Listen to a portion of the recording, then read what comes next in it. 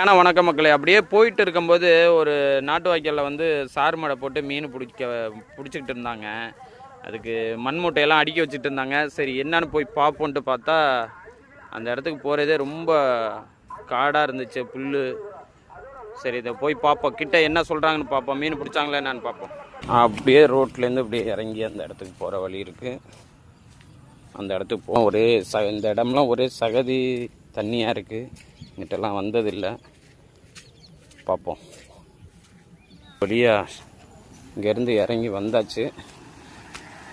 இங்கே தான் மீன் பிடிச்சிட்டு இருக்காங்க. அந்த சார்மடை போட்டிருக்காங்க, பார்க்கலாம். இங்கே நிற்கிறாங்க அந்த நண்பர்கள்லாம். ரொம்ப செங்குத்தலாக இருக்குது, வழுக்கிறாப்புல இருக்குது. பார்த்து தான் அடி வைக்கணும் போல இருக்குது. அப்படியே கீழே விழுகிறாப்புல வந்து தள்ளிடுச்சு. என்ன தம்பியெல்லாம் மீன் பிடிக்கிறீங்களா நண்பரே? எப்போலேருந்து கட்டியிருக்கீங்க அது? என்னங்க இங்கே கிட்ட வந்து சொல்ல முடியுமா? ஒரு மாதமாவா? மீன் விழுகுதா? ஓ, தண்ணி நிறையா வந்தால் சாக்கு தள்ளிருச்சா? இப்போ சாக்கு கட்டி வச்சுக்கிட்டு இருக்கீங்க. எத்தனை நாளா? ஒரு மாதமாக இந்த சாக்கு தச்சு வச்சு மீன் முன்னாடி இருந்துச்சா?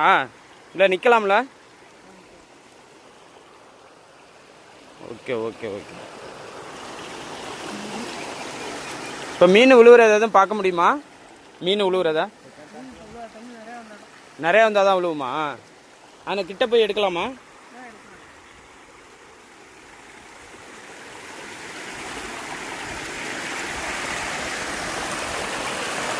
சூப்பராக இருக்குது.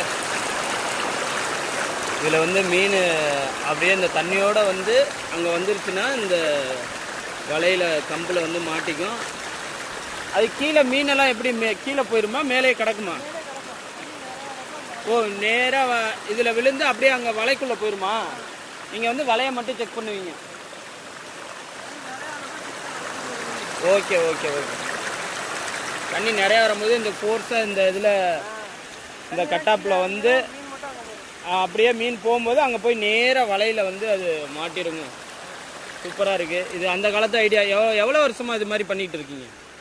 5 வருஷமாக இப்போ பண்ணிகிட்டு இருக்கோம். முன்னாடி பண்ணியிருந்தாங்க. இப்போ நாங்கள் 5 வருஷமாக அதை பண்ணிட்டு. ஓரளவு மீன் கிடைக்குமா தண்ணி நிறையா வரும்போது? கிடைக்கும். சரி சரி. என்ன நம்ம மீன் கிடைக்கும் இதில்?